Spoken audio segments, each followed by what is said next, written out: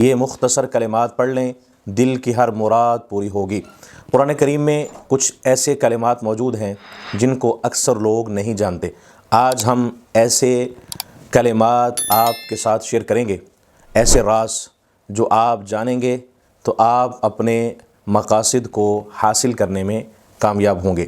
یہ کلمات جو آج میں آپ کے ساتھ شیئر کرنے جا رہا ہوں، ان کے اندر ایسی تاثیر ہے، ایسی طاقت ہے۔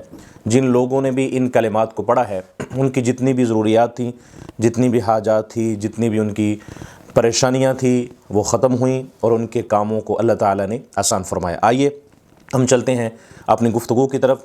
سب سے پہلے آپ سے میں یہ گزارش کروں گا، آپ میری اس ویڈیو کو آخر تک دیکھیں تاکہ مکمل اس کو سمجھنے کا، اس کو کرنے کا طریقہ آپ کو سمجھنے میں اور اس پر عمل کرنے میں، اس کو فالو کرنے میں آسانی ہو اور آپ اس کو فالو کر کے اپنے مقصد کو حاصل کر سکیں۔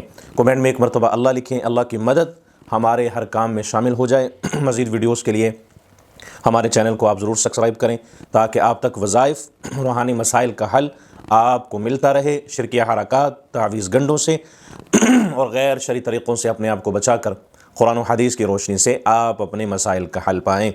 الحمدللہ وکفی وسلام علی عبادہ الذین اصطفی، اما بعد۔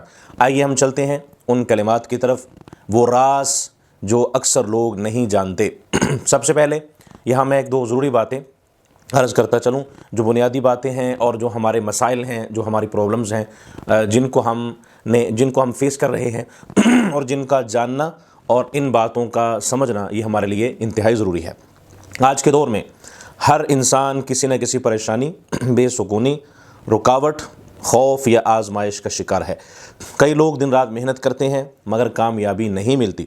کئی گھروں میں سکون ختم ہو چکا ہے اور بہت سے دل ایسے ہیں جو اندر سے ٹوٹ چکے ہیں۔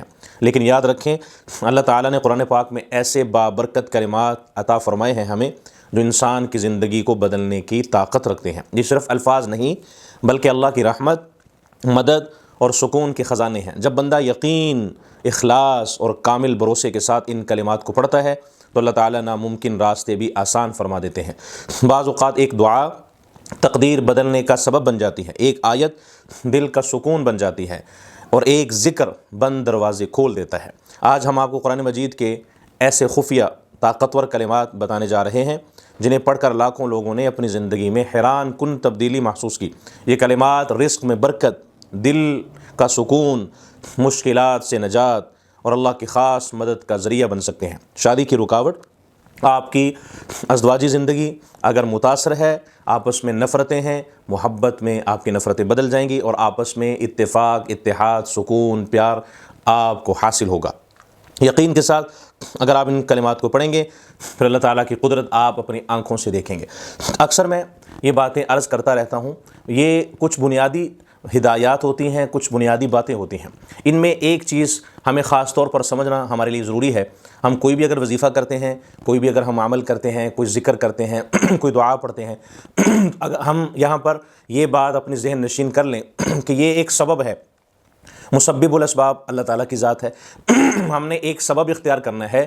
یہ جو ہم پڑھ رہے ہیں، ذکر کرتے ہیں، دعا پڑھتے ہیں، ہم وظیفہ کرتے ہیں، یہ ایک اللہ تعالیٰ سے مانگنے کا ذریعہ ہے۔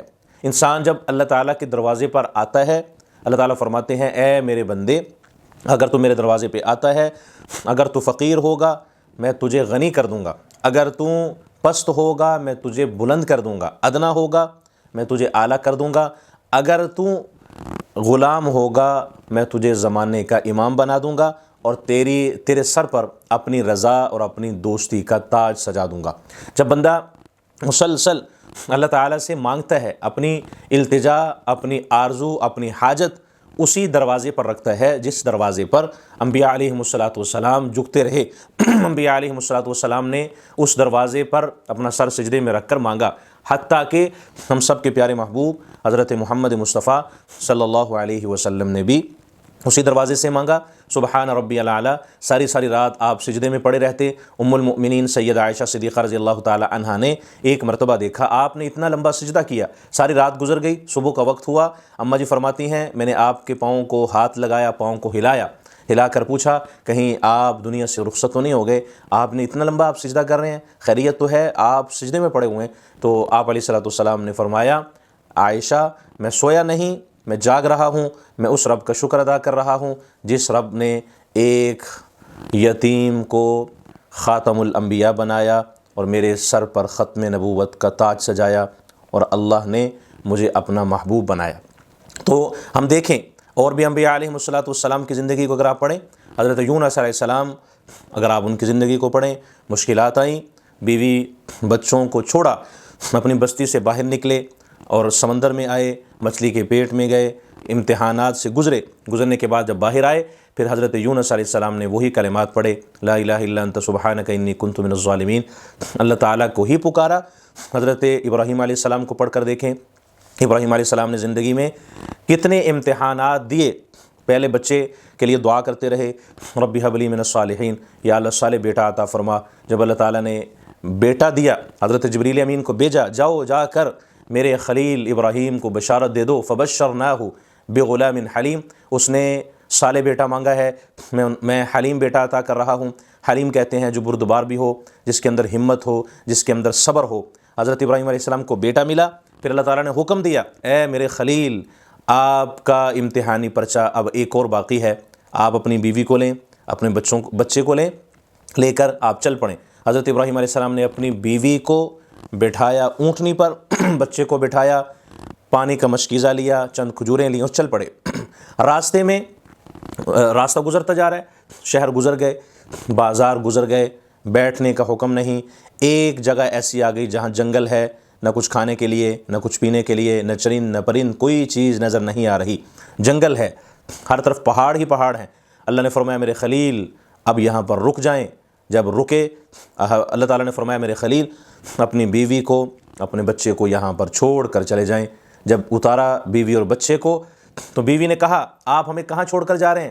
جنگل ہے، یہاں پر کچھ کھانے کے لیے نہیں ہے، بچہ چھوٹا ہے، 100 سال کے بعد اللہ نے بیٹا دیا، اب بیٹا چھوڑ کر جا رہے ہیں؟ بیوی کو چھوڑ کر کہاں جا رہے ہیں؟ اگر ڈاکٹر کی ضرورت پڑی، ہسپتال قریب نہیں ہے، بچہ بیمار ہوا، بچے کا کیا بنے گا؟ حضرت ابراہیم علیہ السلام نے فرمایا کہ میں یہ بچہ اللہ کے حوالے کر کے جا رہا ہوں۔ بیوی نے پوچھا آپ اپنی مرضی سے چھوڑ کر جا رہے ہیں یا اللہ کی مرضی سے چھوڑ کر جا رہے ہیں؟ حضرت ابراہیم علیہ السلام نے فرمایا اے میری شریک حیات، میں آپ کو، بیوی اور بچے کو اپنی مرضی سے نہیں اللہ کی مرضی سے چھوڑ کر جا رہا ہوں۔ تو بیوی نے کہا سیدہ ہاجرہ نے اگر آپ اللہ کی مرضی سے چھوڑ کر جا رہے ہیں، سیدہ ہاجرہ نے دامن خلیل کو چھوڑا، دامن جلیل کو پکڑ لیا، تھام لیا۔ اگر آپ اللہ کی مرضی سے چھوڑ کر جا رہے ہیں پھر آپ بڑے شوق سے تشریف لے جائیں، اس لیے کہ جو اللہ آپ کی آگ کے اندر حفاظت کر سکتا ہے وہ اللہ میری اور میرے بچے کی اس جنگل میں بھی حفاظت کر سکتا ہے۔ تو حضرت ابراہیم علیہ السلام ان حالات میں پھر آگے چل کر وہ آگ میں چلے گئے، آگ میں جا کر انہوں نے جو کلمات پڑھے وہی کلمات آج کا وظیفہ ہیں، وہی کلمات آج کی گفتگو کا خلاصہ ہیں، وہی کلمات ہیں جو قرآن کریم میں خفیہ راز ہیں، جو قرآن کریم کے اندر ایسے مجرب اور طاقتور کلمات ہیں جن کو انبیاء علیہ السلام نے پڑھا۔ تو میں عرض یہ کرنا چاہتا تھا جتنے بھی انبیاء علیہ السلام آئے، حضرت ایوب علیہ السلام کی زندگی کو پڑھیں۔ ایوب علیہ السلام بیمار رہے، 18 سال بیماری میں گزارے، لیکن مسلسل اللہ کے دروازے پر جھکتے رہے۔ اسی طرح یوسف علیہ السلام اور جتنے بھی انبیاء دنیا میں مبعوث ہوئے سب نے ایک ہی دروازے سے مانگا، ایک ہی وظیفہ کیا، جو وظیفہ میں آج آپ کے ساتھ شیئر کرنے جا رہا ہوں۔